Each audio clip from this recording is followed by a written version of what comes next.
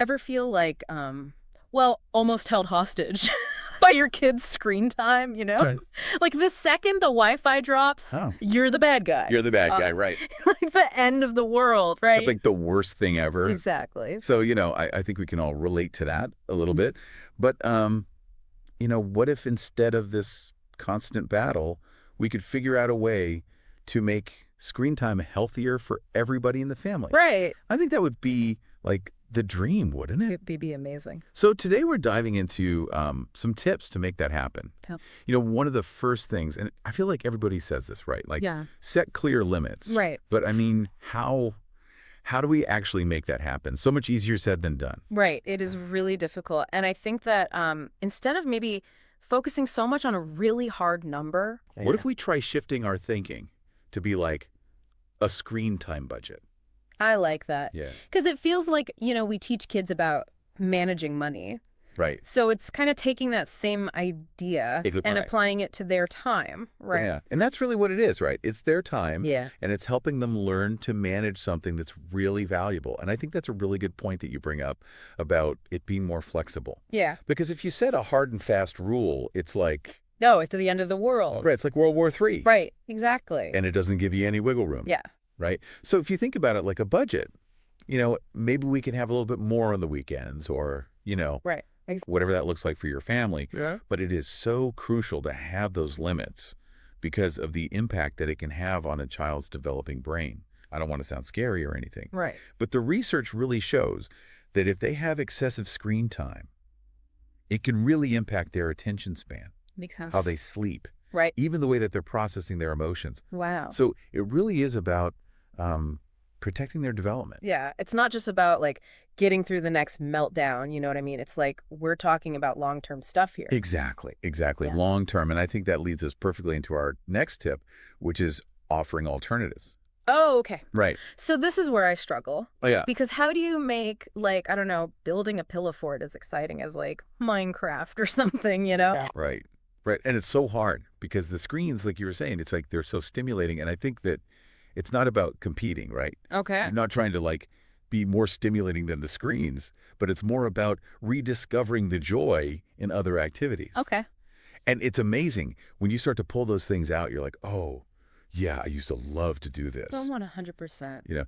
And so it's kind of like you're rediscovering it for yourself and then sharing that with your children. And research actually shows that things like board games, Okay. which you wouldn't necessarily think, Yeah, because it's so different. right? Like, my kids would be like, a board game, And so boring. Yeah, exactly. Right. But there's got to be something to it, right? There is. There's so much. And so it's not just fun and games. It's actually teaching them really, really valuable social and cognitive skills. Okay, like what? Give me an example. So, for example, a lot of people love Settlers of Catan. It's a really popular game. They're learning things like negotiation. Oh, yeah. They're learning resource management, strategic thinking, and it's all disguised as this really fun game. That's so cool. But those are skills that they're going to use in real life? in real life. Exactly. That's amazing. And so it's really helping them to kind of navigate those more complex social situations even better than passively consuming on a screen. That's so interesting. Okay, so board games. I'm sold. I'm going to go buy some board games. But I will say this. Yeah. Even if we have all the coolest alternatives in the world, Right. sometimes our own screen habits as adults, as parents, whatever, True. can get in the way. Yeah. It's like that do as I say, not as I do. The hypocrisy. The hypocrisy is real. It's so real. And we've all been there where we're like Oh, yeah. scrolling on our phone when we should be doing something else. Yes. And our kids are right there watching us. 100%. And it's not even just, obviously hypocrisy isn't great, Right. but it's that children are actually wired to learn by watching us. Right. They're like sponges. Right. Yes, exactly. Oh, my gosh. I catch my kids like holding their phone the way I hold my phone sometimes. Right. Greg? You're like, oh, no. Yeah, I've created a monster. Yeah, like, where'd you learn to do that? From you, Mom. Right, exactly. Yeah. But yeah, there's actually studies that have shown that even really young children, we're talking like toddlers, will show signs of stress and withdrawal when their parents are distracted by their phones. Really? Yeah. I had no idea it was that deep. Yes, because they're craving that interaction, Right. that attentive interaction. And because their brains are still developing, Yeah. they don't, when they're not getting that, it can almost be like, they can almost perceive it as a threat. Oh, wow. That's heavy. Yeah, Okay. So our kids are watching everything, they are always watching. especially when it comes to tech. Yes. Okay.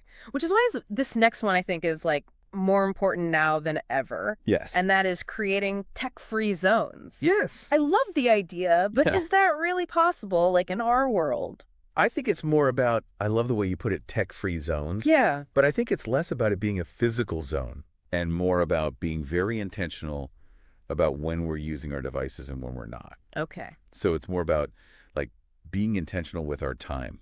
So Yeah. thinking about things like meal times, bedtime routines. So like those core memories, kind of? Yes, exactly. Yeah, those moments where you can just actually connect. Yes, exactly. And be present because that's what they're really, really craving. And honestly, That's what we're all craving. we all are, right? So I think in our always on world, it's just a good reminder Yeah. for everybody to put down the devices Yes. and just be present in that moment. 100%. Okay, and then that last one, using screen time as a reward, Yes, which, okay, this is tough it's hard. because you don't want it to always be like, oh, if you do this, then you get the iPad. Right, exactly. Because then it's like, Right. then they're just always working towards that. Yes, exactly. Right. Like, how do we shift that? Right. So I think instead of just handing them a device, Mm-hmm. it's about shifting our thinking again and involving them in the process. Okay. So creating a list with your child Okay, I like that. of screen-free rewards. Okay.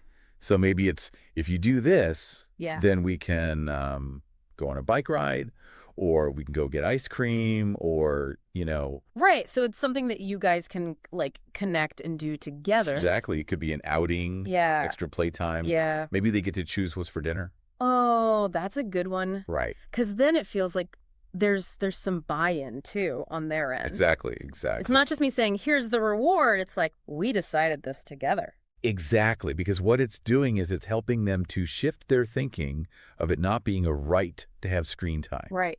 It's actually a choice. Yes.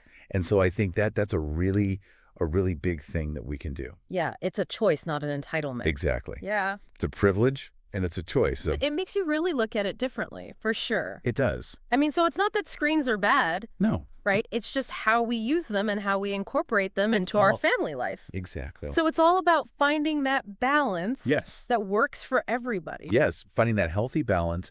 And, it's so interesting. This whole conversation has really got me thinking, that maybe the most important screen that we manage Mm-hmm. isn't even our kids, it's our own, Oh, that's good. Mm-hmm. because they're always watching. And how we model digital well-being really speaks volumes. That's a good point to end on. Yeah. It's a good reminder that even if we can just tweak our own habits a little bit, it's going to trickle down. Exactly. So, Lead by example. lead by example. Love it. Yes. Amazing.